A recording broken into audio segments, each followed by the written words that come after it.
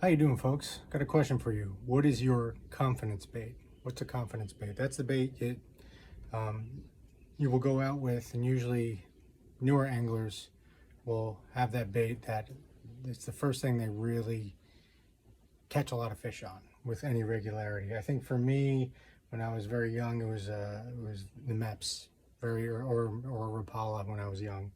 Later on, it became like the Senko. Caught a lot of fish on the Senko.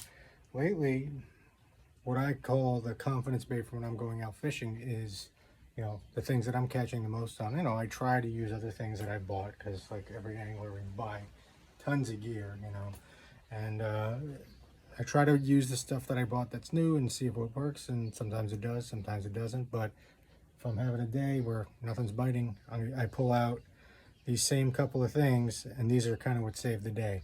The first one is usually a fluke.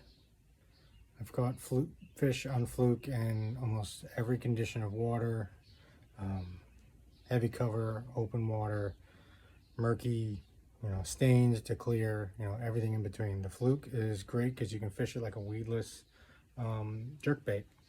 You can do like a Texas rig or a Carolina style rig, weighted. I usually use a very small weight or weightless, whatever you prefer. Hook it in there weedless, and you can pull it through cover. You can burn it in, you can jerk it along, you can put a weight on it, you can pop it on the bottom. It almost always gets some kind of bite on it. It might not be, a trophy bass or anything, but hey, it's like gets the skunk off the boat, and that's what I'm looking for. The other is either you call them sleeper gills or structure gills. The structure gill, and this is the sleeper gill. Now, these kind of just look like a storm swim bait, right? These swim baits we've seen, he's been around for a long time. Great for trolling, great for catching a lot of fish. And what makes these different is, these swim baits have the weight in there, and they have that big hook. And so that all that metal's tied together, and you got that paddle tail. What makes these a little different is that they hide the hook in the top fin. So, whereas this and this are not very good weedless baits, that,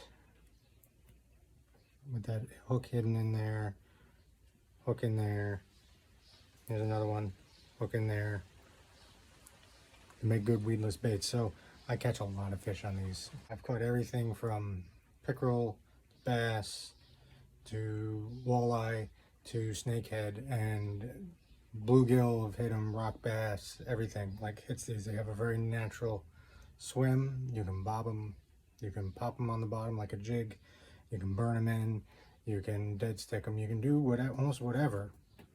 And I've gotten hits and landed fish on these types of baits many times in the last year and a half, ever since I started fishing them. So highly recommended.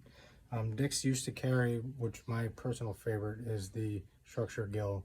I think Savage Gear makes these. They don't seem to carry them by us anymore, but they still have the sleeper gills. It's more like a goby shape. Yeah, you can see slightly different profiles, but not that much different. Great fish, great fish catching baits. And this one is more realistic. Smash. Here's another one. I have a rod now that's pretty much always got one of these on. It's basically sleeper gill, structure gill rod. Just a bait caster, nothing special. Works a lot. So check those out. They're great. I love them, and I hope they work for you. All right. Good luck out there.